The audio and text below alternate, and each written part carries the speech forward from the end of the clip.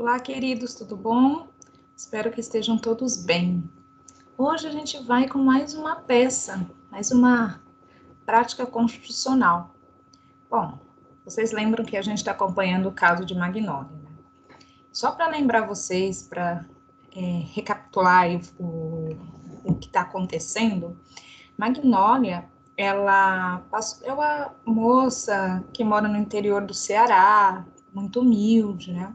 Ela começou a passar mal no seu município, ela veio a ser internada na capital, em Fortaleza, num hospital estadual, e foi lá que ela conseguiu ser diagnosticada com lúpus, uma doença aí autoimune que necessita de uma medicação constante, contínua.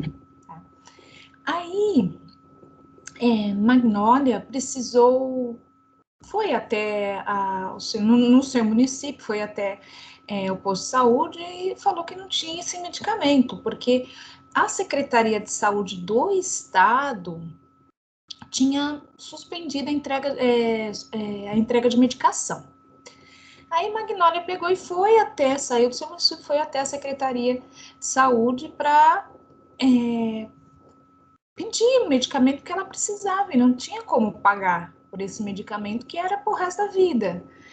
E Magnólia ouviu a mesma resposta, dizendo assim que a entrega desse medicamento estava suspenso pelo secretário municipal de saúde, estadual de saúde, perdão. E Magnólia foi até a defensoria, pediu instruções onde o estagiário da secretaria, da defensoria, desculpa, ele mesmo fez um requerimento e falou: Magnólia, vai lá e protocola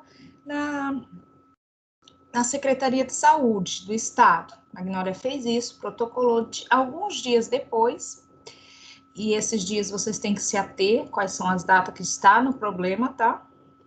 Alguns dias depois, Magnólia recebeu a resposta do seu requerimento, dizendo que a entrega de medicamento estava suspensa.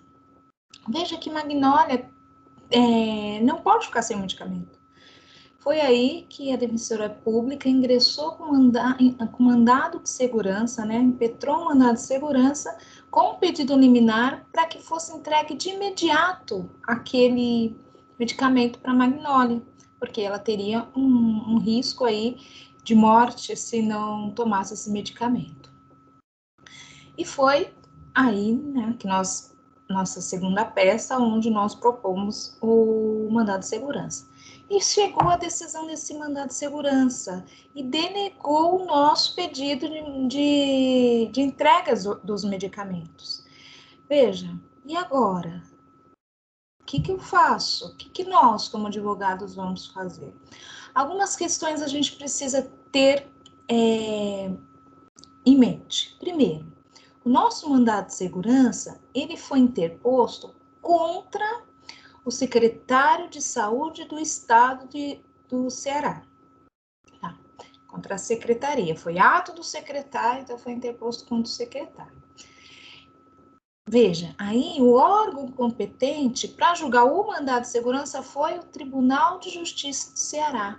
Então, quem denegou, quem não nos deu a segurança foi o acórdão proferido pelo Tribunal de Justiça do Ceará. Isso é importante, porque é exatamente isso que vai determinar o tipo de recurso que nós vamos utilizar nessa peça. Vamos lá. A terceira peça trata de um recurso ordinário constitucional. Por que ele chama recurso ordinário constitucional? Justamente porque sua previsão está lá na Constituição Federal. Então, por isso que ele vai receber esse nome de constitucional. É uma espécie de recurso previsto no ordenamento jurídico brasileiro destinado ao STF e ao STJ. Então, tanto o STF quanto o STJ têm competência para receber esse recurso ordinário, certo? Em situações diferentes, que já a gente vai ver nos artigos que fundamentam esse recurso. Veja, quais são eles? Quais são os artigos? O artigo 102, inciso 2, que fala aí da competência do STF, tanto ordinária, originária, ordinária e extraordinária.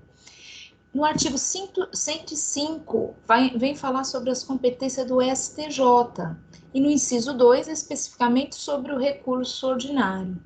E também na lei 12.016, que é a lei do mandado de segurança, no artigo 18, vem também falando sobre a possibilidade de interpor o recurso ordinário, e o artigo 127 do Código do Processo Civil, que fala que tem cabimento aí o recurso ordinário dentro da competência estabelecida pela Constituição. Então, a Constituição e o artigo 1027, do Código do Processo acaba se conversando, né? Para poder, dialogando ali, para poder fundamentar essa peça.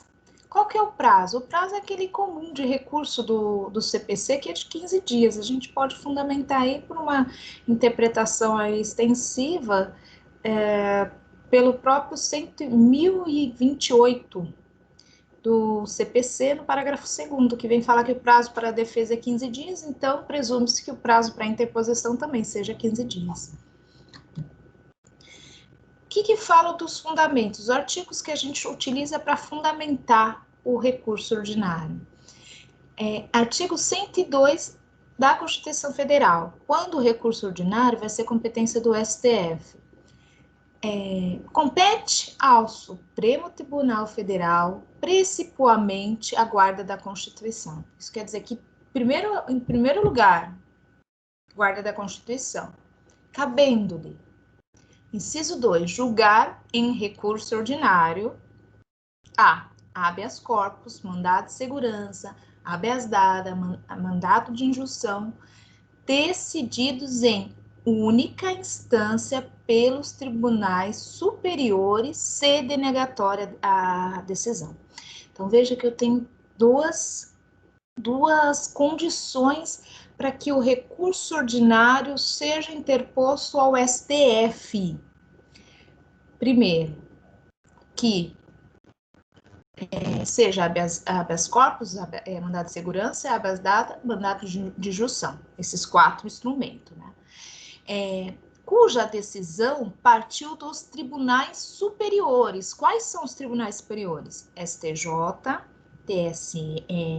TST, STM e TSE. Esses são os 4 tribunais. Então, toda vez que eu tiver uma decisão desses 4 tribunais sobre habeas corpus, mandado de segurança, habeas data e mandado de injunção, e essa decisão for denegatória, o recurso cabível é recurso ordinário ao STF. Então, se a decisão veio dos tribunais superiores, STJ, TSE, TST e STM, e ela tem que ter sido denegatória, ela negou ali o pedido da segurança. Né? Veja que tem mais um detalhe no artigo 102 da Constituição, quando fala da competência aí do STF, é que a decisão tem que ser em única instância, ou seja, esses 4 processos que eu falei para vocês, habeas data, habeas corpus, mandado de injunção e mandado de segurança, eles têm que ter nascido, ou seja, tem que ter sido apreciado originariamente por um dos 4 tribunais, para que assim, em face a denegatória, né, a negativa desses tribunais, eu possa ingressar com um recurso ordinário. Mas espera aí, professor, e contra a decisão que acata, né, que concede a segurança ou habeas corpus, ou habeas data, ou mandado de injunção? Não cabe recurso? Cabe, mas aí vai ser um outro recurso e vai ter que ser o recurso extraordinário, tá? Veja, situações diferentes, recursos diferentes. Esse é lá no STF.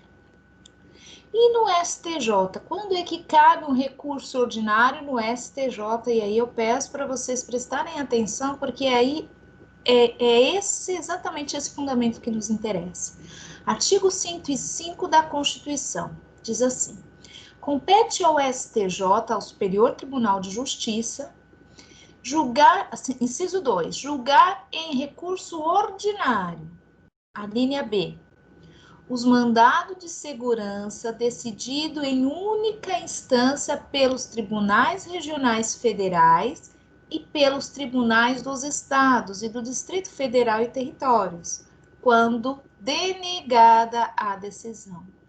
Veja que aqui o inciso 2, o inciso 2 da Constituição, do artigo 105, ele já coloca alguns requisitos para que possa ser impetrado aí, para que possa ser interposto o recurso ordinário. Quais são esses recursos? Primeiro, tem outras alíneas, tá? Mas é o que interessa para nós é mandado de segurança.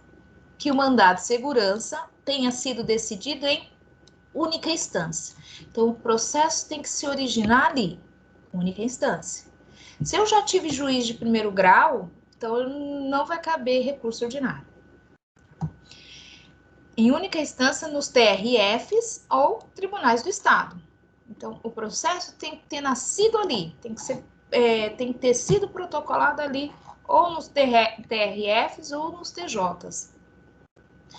E, além disso, a decisão desse mandado de segurança tem que ter sido denegatória. Tá? Denegatória. Então, só ante a negativa no mandato de segurança é que eu posso interpor recurso ordinário, desde que a decisão venha de um acordo preferido por Tribunal de Justiça ou Tribunal Regional Federal. São essas as condições para que se possa interpor esse tipo de recurso. Mas, professora, e se eu tiver uma decisão que conceda a segurança? A parte que perdeu, que sucumbiu, não vai poder recorrer? Vai, só que não vai ser o recurso ordinário. Aí, a depender da matéria que ela quer recorrer, por exemplo, se há uma afronta à Constituição, ela pode ingressar, a parte sucumbente pode ingressar com recurso extraordinário. Se for aí uma segurança com base em lei federal, ou até mesmo lei municipal, uma lei específica, pode ingressar aí com um recurso especial no STJ. Então, vai depender da matéria que concedeu para você saber o tipo de recurso que vai ser cabível nessa situação. No nosso caso, o que interessa é o artigo 105, inciso 2, que vai fundamentar o nosso recurso ordinário em virtude da decisão denegatória do Tribunal de Justiça do Ceará, que não nos deu a segurança para a Magnólia receber os medicamentos. Tem mais artigo aqui. O artigo 1027 do Código de Processo Civil, o que ele traz? Serão julgados em recurso ordinário pelo STF, os mandados de segurança, os habeas dados, mandado de injunção, decidido em única instância pelos tribunais superiores, quando denegatória. Veja que aqui está conversando com o artigo 102, inciso 2 da Constituição. Praticamente é uma repetição. Inciso 2 do artigo 1027 do CPC. Serão julgados em recurso ordinário pelo Superior Tribunal de Justiça os mandados de segurança decidido em única instância pelos TRFs, Tribunais Regionais Federais, e pelos Tribunais de Justiça do Estado e Distrito Federal, TJs, quando denegatória a decisão. Que vem aqui repetindo o texto da Constituição do artigo 105, inciso 2, dizendo exatamente as condições em que o recurso ordinário vai poder ser interposto. E o artigo 18 da nossa lei, que cuida da lei da característica processual do mandado de segurança, ele diz assim: das decisões em mandado de segurança proferida em única instância pelos tribunais, cabe recurso especial e extraordinário, nos casos legalmente previstos. O recurso ordinário só cabe quando a ordem for denegada. Então, o que significa isso para nós? Quando eu estou diante de uma decisão que foi proferida em última instância, em única instância, ou seja, o processo começou no Tribunal de Justiça, ou o processo começou no Tribunal Regional Federal. Quando eu tenho esse tipo de acordo, se esse acordo concede o mandado de segurança, concede segurança, o recurso cabível ou será especial ou será extraordinário, a depender da matéria, como eu expliquei anteriormente para vocês. Mas, se esse acordo ele negou o mandado de segurança, o recurso cabível vai ser o recurso ordinário. Tá? Na sequência, nós temos aqui os recursos que cabem em mandado de segurança. Vai depender da instância em que o processo foi impetrado, o mandado de segurança foi impetrado. Se eu impetro um mandado de segurança no juiz de primeiro grau, da sentença, o recurso cabível é apelação pela regra lá do CPC e também pela regra do artigo 14 da Lei 12.016 de 2009, que fala sobre mandado de segurança. Então, quando cabe apelação? Da sentença de juiz de primeiro grau. Tá? Toda sentença do juiz de primeiro grau caberá apelação. Então, se você interpôs a sua peça lá no juiz de primeiro grau, na vara civil, qualquer que seja, na vara da família, tá? Da sentença, o recurso cabível será apelação ao respectivo tribunal. Né? Ou pode ser tanto o Tribunal Federal quanto o Tribunal Estadual. Esse é um dos recursos em mandado de segurança. Então, vocês vão, depende de onde ele é impetrado, de onde ele se origina para ter um recurso específico. Recurso especial e extraordinário também é outro recurso contra a decisão a ser interposto aí em decisão de mandado de segurança. Quando vai ser cabível o recurso especial e extraordinário? Contra o acórdão nos tribunais de justiça e tribunais regionais federais, quando é concedida a segurança. Então, quando o acórdão sai positivo ao impetrante, ele consegue a segurança, então a parte sucumbente que foi o impetrado pode interpor recurso especial ou recurso extraordinário, dependendo da matéria. Tá? E se o impetrante não consegue, ele perde, né? Ele tem a decisão que nós chamamos denegada. Aí vem para o artigo 18, também na parte final, que fala, né? Cabe aí das decisões de mandado de segurança proferida em única instância pelos tribunais, cabe recurso ordinário quando a ordem for denegada. Tá? Então, sempre que a ordem, que o impetrante não obteve êxito no mandado de segurança impetrado no tribunal, o recurso cabível é recurso ordinário. Fiz um organograma aqui, um fluxograma, acho que é um fluxograma para vocês, para ver se vocês conseguem compreender aí um pouco melhor o que eu falei para vocês. Então, veja, se eu tenho aqui, né, o mandado de segurança interposto no primeiro grau, da decisão desse mandado de segurança, independentemente for concedendo ou negando a segurança, vai caber apelação. Tá? Para quem que eu vou apelar? Para o tribunal imediatamente superior, para o respectivo tribunal, da onde veio aquela sentença. Então, o juiz é estadual, então eu tenho que apelar para o Tribunal de Justiça.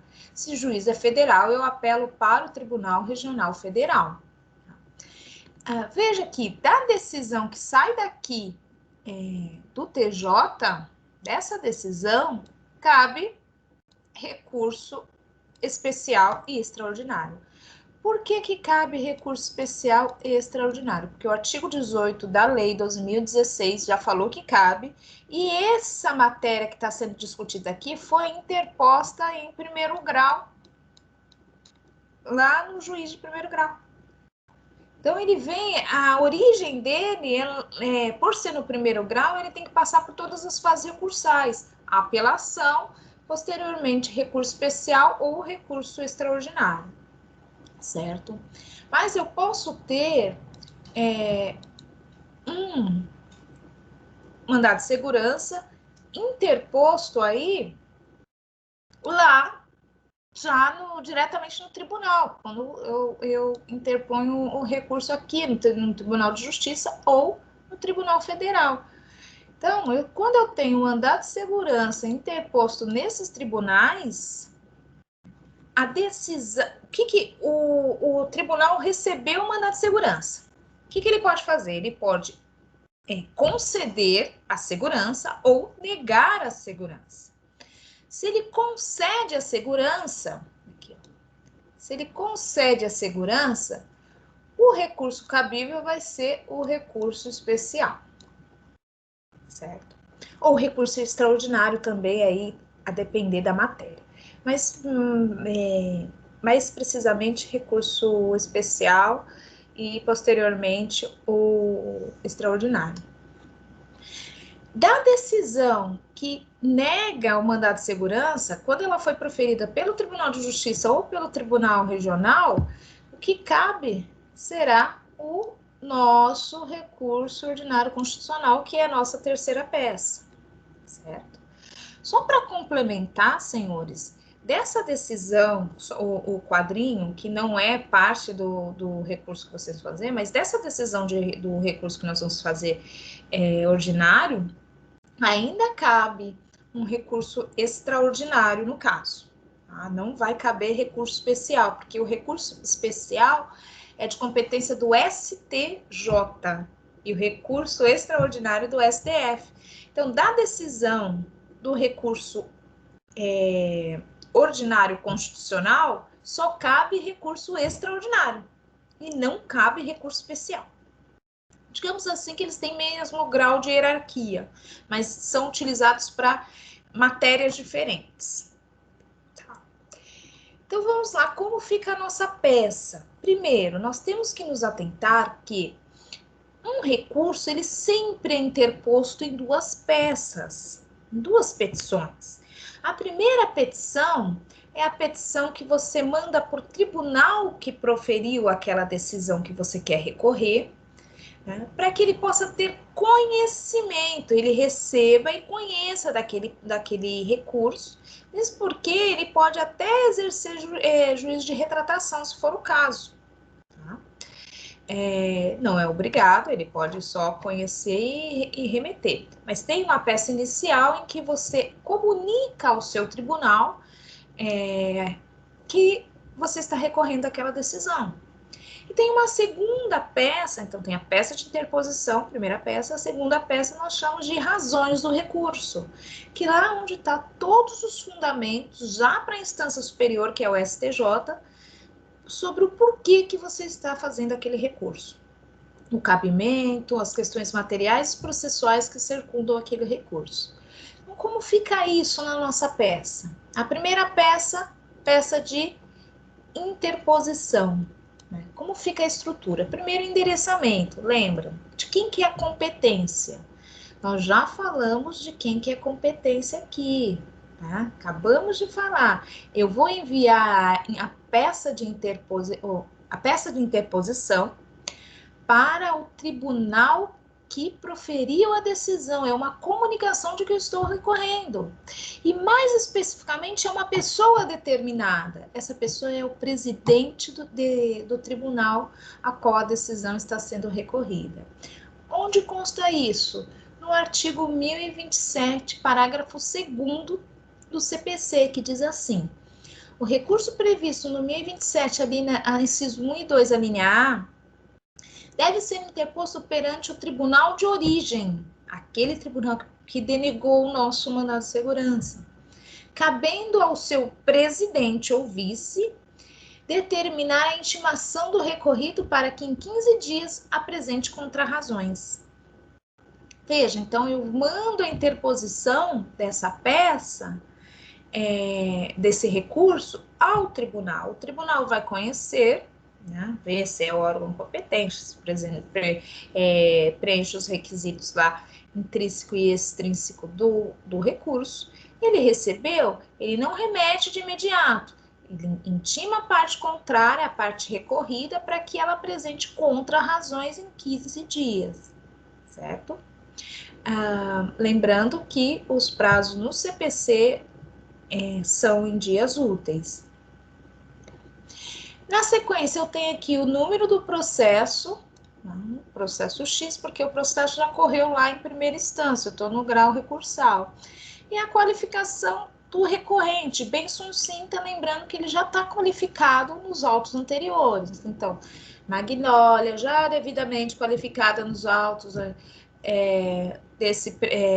nos presentes autos, através de sua procuradora ou do seu procurador, com fundamento no artigo tal da Constituição Federal, vem interpor recurso ordinário constitucional, tá? Em virtude de, certo? Então, nessa parte de mérito, nessa pequena parte aí que você está explicando, né, o que você está interpondo ao presidente do Tribunal de Justiça do Ceará, nós chamamos de mérito, que pode ser um único parágrafo, tá? Pode ser várias frases, mas dentro de um único parágrafo, pode dividir em 2, 3 parágrafos, mas o objetivo da peça de interposição é que ela seja sucinta, então uma página só é suficiente para interpor o recurso. Não é para razoar, não. Para razoar você vai gastar, para falar das razões vai gastar um pouco mais. Mas para interpor, que é a peça que vai para o Tribunal de Justiça, uma lauda só é o suficiente. Então, nessa interposição, tá, você tem que falar o tipo de recurso, né? Magnólia, já devidamente qualificada nos presentes autos, por intermédio do seu advogado ou da sua advogada, né?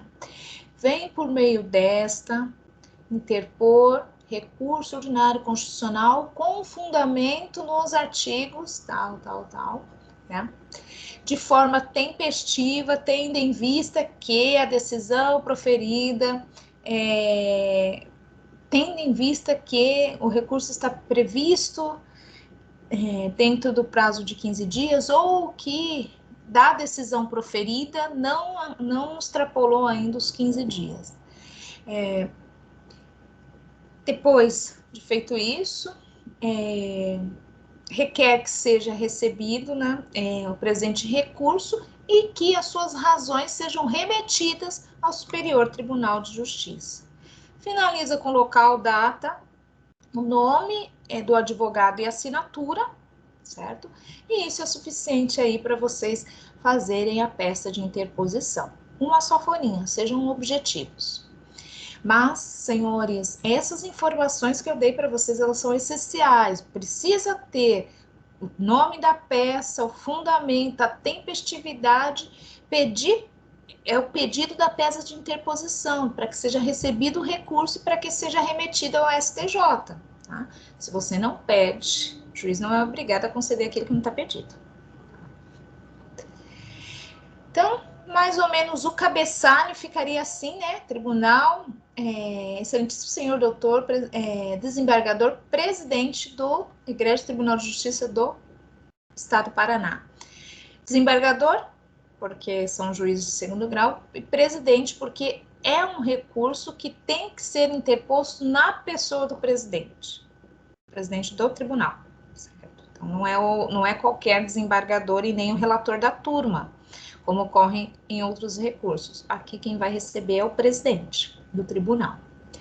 Tá? E aí começa a Magnólia, já qualificada nos autos, toda a historinha que eu contei para vocês, de forma sucinta, lá em uma só página é o suficiente. Máximo 2, mas uma sim é suficiente.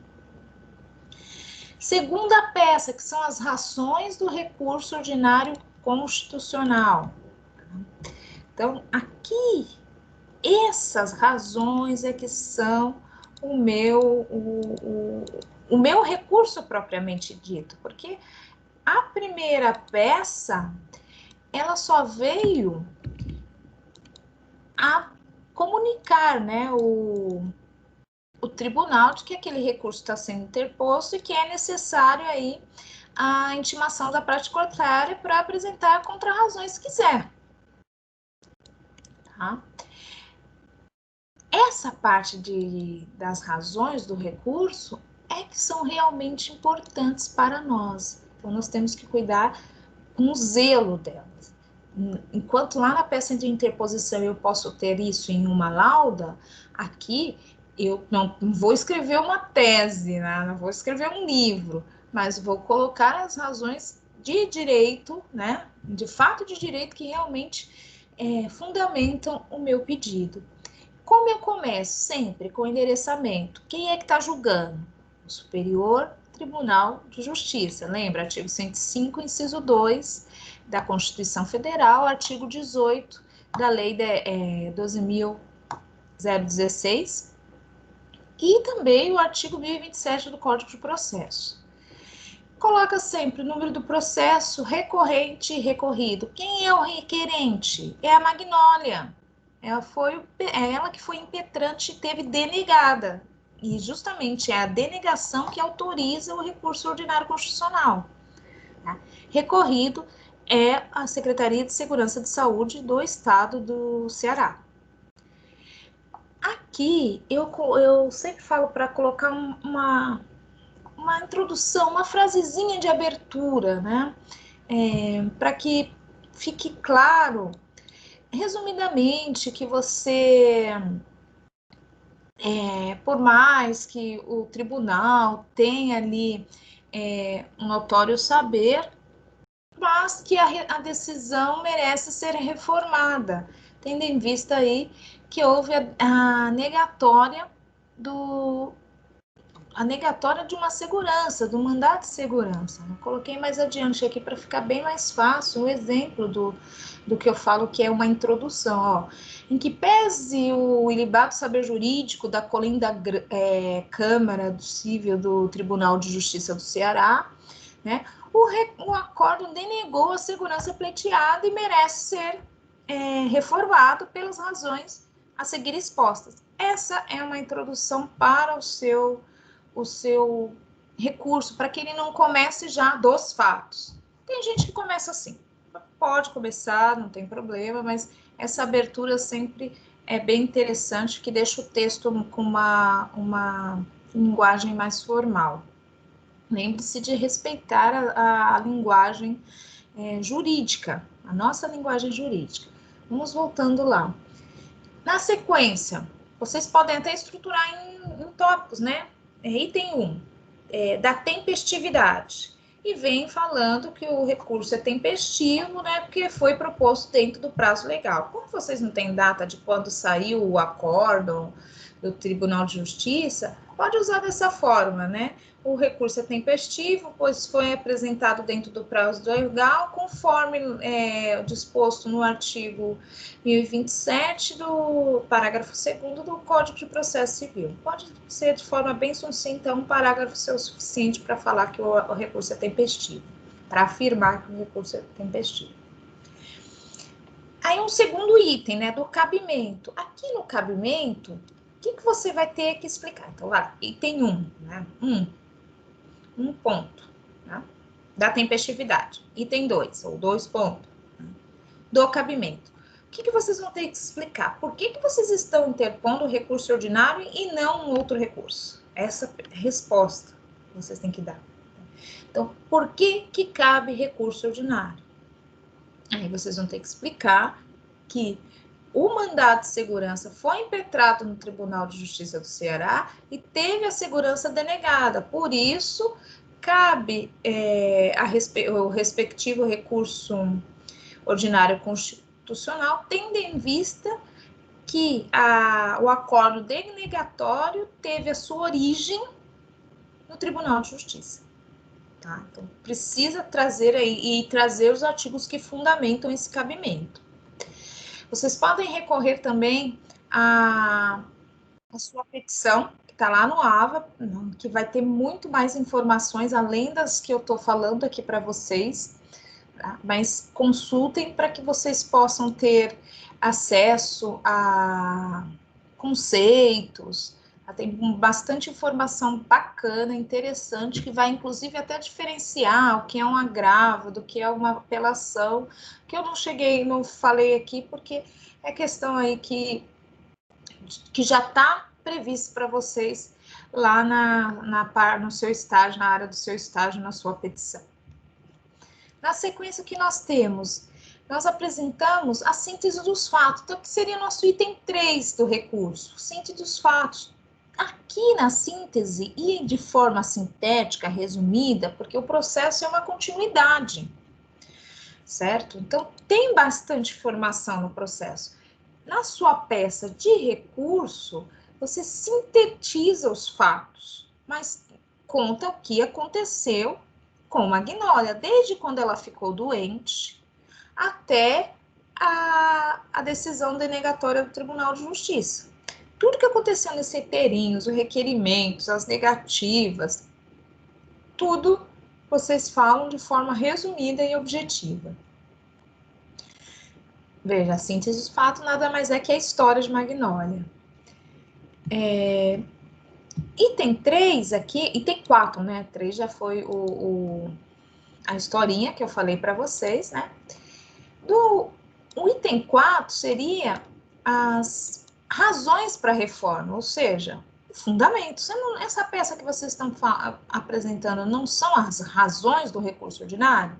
Então, temos que ter um tópico aí das razões, ou do fundamento, ou do mérito. Vocês podem chamar da forma como quiserem, mas são, de fato, as razões que fundamentam o teu recurso. E aqui é interessante vocês linkar os fatos ocorridos com Magnólia com o direito material de Magnólia. Certo? Até agora, todos os artigos que falamos tratam-se de direito processual. O artigo 102, inciso 2, o artigo 105, inciso 2 da Constituição, direito processual. O artigo 1027 do CPC, direito processual. O artigo 18 da Lei 12.016, também é direito processual. Mas cadê o direito de Magnólia? O direito subjetivo? Cadê? É isso que nós temos que colocar nas nossas razões de recurso. Vamos trazer esses direitos. Eu coloquei alguns que podem consultar, como o artigo 6º da Constituição, que fala que o direito à saúde é um direito social, é um direito fundamental, e vocês discorram sobre isso. O artigo 196 e 197, que fala sobre a obrigação fala sobre o Estado, aí, enquanto provedor da saúde do cidadão, dos indivíduos.